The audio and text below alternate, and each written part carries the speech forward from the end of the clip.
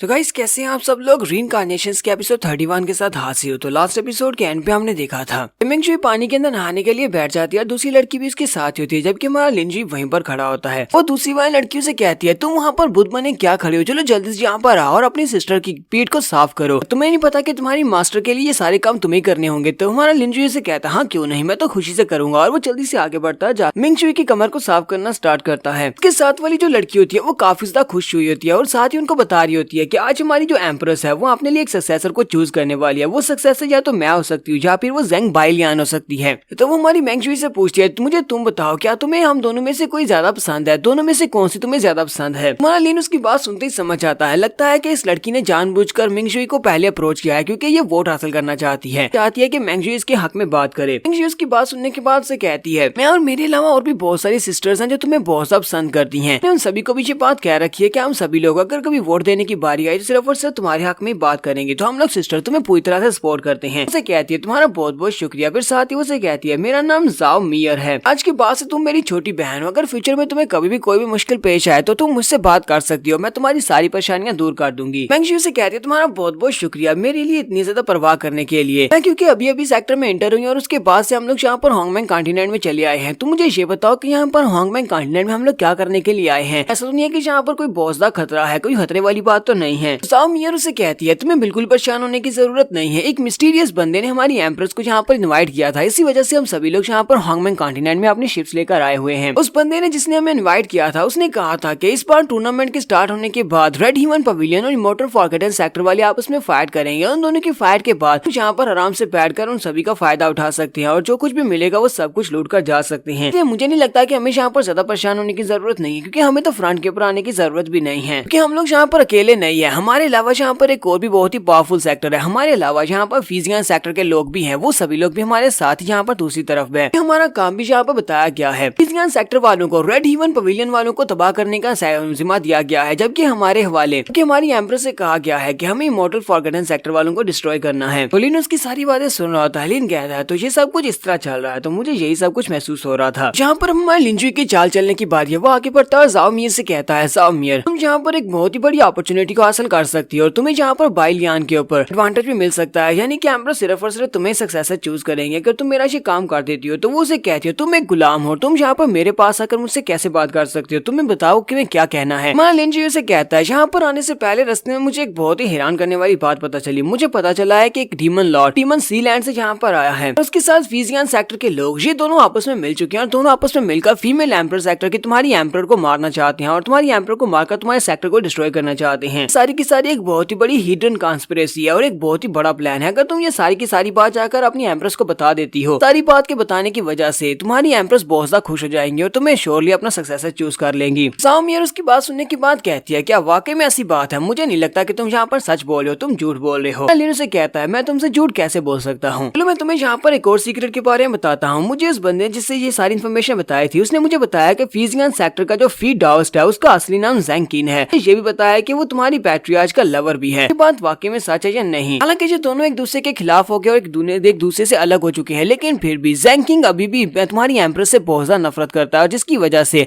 वो तुम्हारी एम्प्रेस की जान लेना चाहता है और इस बार वो तुम्हारी एम्प्रेस को बिल्कुल भी नहीं छोड़ेगा, वो उसे मार कर रहेगा। सुनते ही जाओ मियर जल्दी से उठकर खड़ी हो जाती है और कहती है क्या वाकई में क्या मुझे सब कुछ सच है। लिनजुई से कहता हाँ ये सब कुछ सच है, मैं अपनी जान की कसम खाकर कहता हूँ कि ये वाकई में सच है, तुम जाकर अपनी एम्प्रेस को सारी बात बता दो। वो लिनजुई की बातें सुनने के बाद सोच रही होती है ये वाली बात सिर्फ और सिर्फ मुझे और बाइलियान को पता है कि एम्प्रेस का एक लवर हुआ करता था जिसका नाम ज़ेंकिन था। इस लड़के को इस बारे में कैसे पता चला? अगर इस लड़के को इस सीक्रेट इन्फॉर्मेशन के बारे में पता है तो फिर इसका मतलब यह है कि इसने मुझे जो भी बातें बताई हैं वो सारी सच हो सकती हैं, तो फिर मुझे जल्दी से जल्दी जाकर एम्प्रेस को सारी बातें बतानी होंगी। जाओ मियर जल्दी से पानी से बाहर निकलती है और माया लिनजुई से कहती है तुम एक बहुत ही अच्छे गुलाम हो, तुमने अपना काम पूरा कर दिया, ठीक है मैं जाकर एम्प्रेस से बात करके आती हूँ, जब मेरा काम हो जाएगा उसके बाद मैं तुम्हें बहुत ही अच्छा इनाम दूंगी। तो माया लिनजुई से कहता है मास्टर तुम्हारा बहुत बहुत शुक्रिया। और उसके वहाँ चले जाने के बाद मेंगजुई हमारे लिन से कहती है क्या तुमने इस लड़की को सारे का सारी बात सच बताई है? हमारा लिनजुई से कहता है नहीं मैंने इस लड़की को सारी बात सच नहीं बताई, बल्कि इस लड़की की किस्मत बहुत ज्यादा खराब हो चुकी है। बहुत ही जल्दी यहाँ पर ज़ेंग बाइलियान खुद आएगी हमें लेने के लिए। एक सीन हमें एम्प्रेस के रूम का दिखाया जाता है जहाँ पर जाओ मियर अपनी एम्प्रेस को जब बात बताती है तो एम्प्रेस बहुत ज्यादा गुस्सा हो जाती है, वो उसे एक जबरदस्त थप्पड़ मारती है जिससे वो वहीं पर नीचे गिर जाती है। वो उसे कहती है जाओ मियर तुमने सोच भी कैसे लिया कि तुम यहाँ पर आकर इस तरह की बकवास बातें कर सकती हो। तो जाओ मियर मार खाने के बाद वहीं पर बैठी होती है और उसे कहती है पैट्रियार्च प्लीज मुझे माफ कर दे, ये सारी मेरी गलती नहीं है। मुझे उस गुलाम ने सब कुछ कहने के लिए कहा था। उस गुलाम ने मुझे ये सारी बातें बताई जो कि सिस्टर मैंगजुई के साथ वहाँ पर बाथरूम में था। मुझे अभी जा सकते, मैं अभी जाकर उसको पकड़कर यहाँ पर लेकर आती हूँ। और साथ ही वो सोच रही होती है ये सब कुछ खत्म हो गया, उस बेवकूफ गुलाम ने तो मुझे यहाँ पर बहुत ही बुरी तरह से फंसाया है। तो ज़ेंग बाइलियान इनकी सक्सेसर बनेगी, ये कभी मुझे अपनी सक्सेसर नहीं बनने देंगी। एम्प्रेस उसकी बात सुनने के बाद से कहती है नहीं, तुम उस लड़के को लेने के लिए नहीं जाओगी। तो वो ज़ेंग बाइलियान से कहती है ज़ेंग बाइलियान जाओ, तुम जाकर उस लड़के को पकड़कर मेरे पास लेकर आओ। तो ज़ेंग बाइलियान उनसे कहती है ठीक है मास्टर, मैं अभी जाती हूँ। आदि ज़ेंग बाइलियान भी सोच रही होती है इस जाओ मियर का पत्ता तो कट गया, अब यहाँ पर सिर्फ और सिर्फ मैं सक्सेसर के लिए नॉमिनेटेड रहूंगी। यहाँ पर मेरा क्रेडिट लेने का वक्त आ चुका है। तो ज़ेंग बाइलियान को आप लोग पहले भी देख चुके हैं, ऑक्शन हॉल में ही डाओ नाम के लड़के के साथ थी। ज़ेंग बाइलियान वहाँ से निकलती है और सीधी वॉशरूम की तरफ चल पड़ती है। तो ये बाथरूम की तरफ जा रही होती है और साथ ही रास्ते में सोच रही होती है जाओ मियर कोई बेवकूफ लड़की तो बिल्कुल भी नहीं है। मुझे लगता है कि वहाँ पर जो भी लड़का है, वो गुलाम जो भी है, उसने जानबूझ के ये सारे का सारा प्लान बनाया होगा। ये सब कुछ बड़ी होशियारी से हैंडल करना होगा क्योंकि उस बंदे को हैंडल करना इतना भी आसान नहीं होगा। ज़ेंग बाइलियान जल्दी से अंदर आती है, दरवाजा खोलती है और चिल्लाकर कहती है कहाँ पर है वो गुलाम, कहाँ पर है। ऐसी वहाँ पर कहती है उसी वक्त मैं लिंजी उसके पीछे आकर खड़ा हो जाता है और उसे कहता है अगर तुमने यहाँ पर दोबारा चिल्लाकर कहा तो उसी वक्त मैं तुम्हें मार डालूंगा। बाइलियान उसे कहती है तुम हो कौन। तुम्हारा लिंजी उसके पीछे खड़ा होता है, इसी वजह से उसने अभी उसका चेहरा नहीं देखा। वो वहीं से उसकी गर्दन के ऊपर अपना हाथ रखता है और उसकी गर्दन को दबाते हुए कहता है जब मेरे साथ आओ, मुझे तुमसे किसी बारे में बात करनी है। तुमने अगर मेरी बात को सुना तो तुम्हारे साथ अच्छा होगा, वरना तुम्हारे साथ बहुत ही बुरा होगा। वो उसे कहती है हाँ ठीक है। साथ ही वो सोच रही होती है ये वाली आवाज तो कुछ जानी पहचानी लगती है, क्या ये आवाज लिंजुई की है। तो वो पीछे की तरफ देखकर बहुत ज्यादा घबरा जाती है और कहती है तो लिंजुई है। नाइट किंग सिटी में ली जोंग और उसके साथ साथ लिन फेंग दोनों को मार दिया था। मुझे यहाँ पर इस बंदे से बिल्कुल भी पंगा नहीं लेना चाहिए। लिन वहीं पर उसे उल्टाकर सामने की तरफ पटक देता है। वो सामने जाकर गिरती है मैंगजुई के सामने, वहीं पर चिल्लाना शुरू कर देती है और उसे कहती है मिस्टर लिन फेंग प्लीज मुझे मत मारना, मुझे मत मारना। वहाँ लिंजुई उसे कहता है अगर मैं तुम्हें मारना चाहता तो तुम अब तक मर चुकी होती। मैं तुम्हें ना सिर्फ यहाँ पर जिंदा छोड़ने वाला हूँ बल्कि मैं तुम्हें एक बहुत बड़ी अपॉर्चुनिटी भी देने वाला हूँ। तुम्हें यहाँ पर एक बहुत बड़ा मौका मिलने वाला है। मुझे पता है कि तुम्हारी एम्प्रेस ने तुम्हें यहाँ पर हमें ढूंढने के लिए भेजा है क्योंकि वहाँ पर तुम्हारी उस दूसरी जाओ मियर के साथ जो कुछ भी है वो सब कुछ मैंने किया है। क्योंकि उसका फेवर खत्म हो चुका है तो इसका मतलब ये है कि उसकी जगह के ऊपर अब सिर्फ और सिर्फ तुम्हें फेवर मिलेगा और तुम ही उसकी सक्सेसर बनोगी। चुपचाप मेरी बातों को मानती रहो, कहीं ऐसा ना हो कि तुम भी जाओ मियर की तरह हो जाओ, क्योंकि मैं तुम्हारा हाल भी जाओ मियर के जैसा कर सकता हूँ। तो वो उसके सामने घुटने टेक देती है और उसे कहती है मास्टर प्लीज मुझे माफ कर दो, आपका बहुत बहुत शुक्रिया, आपने मुझे इतनी बड़ी अपॉर्चुनिटी दे दी। इसे जो भी करवाना चाहते हैं मैं आपके लिए वो करने को तैयार हूँ, मैं जो भी कर सकी वो आपके लिए जरूर करूंगी। हमारा लीनू से कहता है तुम्हारा काम बहुत ज्यादा सिंपल होने वाला है, तुम्हें अपनी एम्प्रेस के पास मुझे लेकर जाना है, मुझे अपनी एम्प्रेस के पास लेकर जाओ, मुझे जाकर उससे बात करनी है। बाइलियान उसे कहती है मैं आपको एम्प्रेस के पास तो ले जाऊंगी लेकिन मुझे नहीं लगता कि इतनी आसानी के साथ जाओ मियर का पत्ता साफ होने वाला है, मैं इतनी आसानी के साथ सक्सेसर तो नहीं बन सकती, वो अभी भी उनकी पर्सनल डिसाइपल है। लिंजी उसे कहता है तुम्हें बिल्कुल परेशान होने की जरूरत नहीं है, तुम्हें मुझसे एक चीज का वादा करना होगा, अगर तुम मुझे एक चीज लाकर दे देती हो यहाँ पर सक्सेसर की सीट तुम्हारी होगी, अगली एम्प्रेस तुम ही बनोगी, मैं तुमसे वादा करता हूँ। लिंजी उसे कहता है मुझे फीजियान शूज चाहिए, फीजियान सेक्टर के ट्रेजर है, मुझे वो लाकर दो और तुम्हें बदले में सीट मिल जाएगी।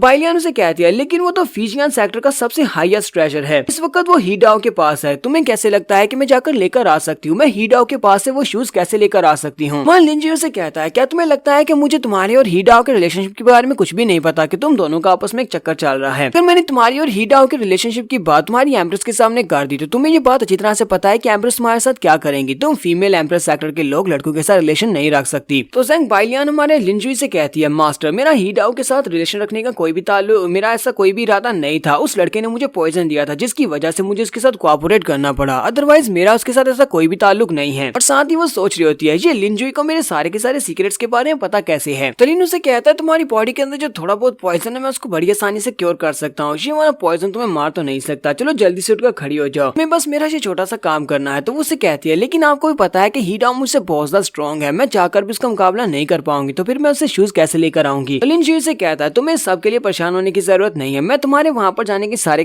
अरेंजमेंट्स करवा दूंगा और तुम्हें कैसे उसको हराना है ये भी तुम्हें बता दूंगा। तो पहले मुझे अपनी एम्प्रेस के पास लेकर चलो, मुझे जाकर तुम्हारी एम्प्रेस से बात करनी है। सीन में एम्प्रेस के रूम का ही दिखाया जाता है। तो एम्प्रेस माया लिंजी से कहती है तो क्या तुम वही गुलाम हो, मुझे जल्दी से बताओ कि तुम्हें क्या कुछ पता है, जल्दी से मुझे बताना स्टार्ट करो। लिंजी वहाँ पर सेंटर में खड़ा होता है और उसके आसपास 4 गार्ड्स होते हैं। वो उसे कहता है यहाँ पर तो बहुत सारे लोग हैं एम्प्रेस, क्या तुम वाकई में चाहती हो कि मैं सभी लोगों के सामने यहीं पर बताना स्टार्ट कर दूं। एम्प्रेस गुस्से के साथ उसे कहती है अब इस बात का क्या मतलब है, चलो जल्दी से यहाँ पर बताना स्टार्ट करो। वहाँ पर अपनी पावर्स को रिलीज कर रही होती है। तुम्हारा लिंजी वहाँ पर चुपचाप खड़ा होता है जैसे कि उसकी बॉडी के ऊपर उसकी पावर्स का कोई भी असर नहीं हो रहा। उसे कहता है अच्छा ठीक है फिर मैं शुरू करता हूँ। उसे कहता है आज से तकरीबन 17 साल पहले फीजियान सेक्टर का एक मास्टर था जिसका नाम फी डाउस था। फी डाउस के 2 डिसाइपल्स थे, एक का नाम ज़ेंग किन था और दूसरे का नाम। वहाँ पर नाम का पहला लफ्ज बोलता है उसी वक्त वो उसे कहती है है बस रुक जाओ, इतना ही काफी है। साथ ही वो अंदर से सोच रही होती है ये गुलाम कोई आम सा इंसान तो बिल्कुल भी नहीं हो सकता जिसे 17 साल पहले की ये वाली सीक्रेट वाली बात भी पता है। साथ ही वो बाकी के सारे गार्ड से कहती है तुम सभी लोग यहाँ से चले जाओ। ठीक है, सभी गार्ड्स को वहाँ से भेज देती है और उसके बाद हमारे लिन से कहती है चलो अब आगे की कहानी सुनाना स्टार्ट करो। यहाँ पर हमारी एपिसोड 31 का एंड करेंगे। एपिसोड की एक्सप्लेनेशन अच्छी लगी हो तो कमेंट करके जरूर बताइएगा। चैनल को सब्सक्राइब कर दे, वीडियो को लाइक और शेयर कर दें। शुक्रिया।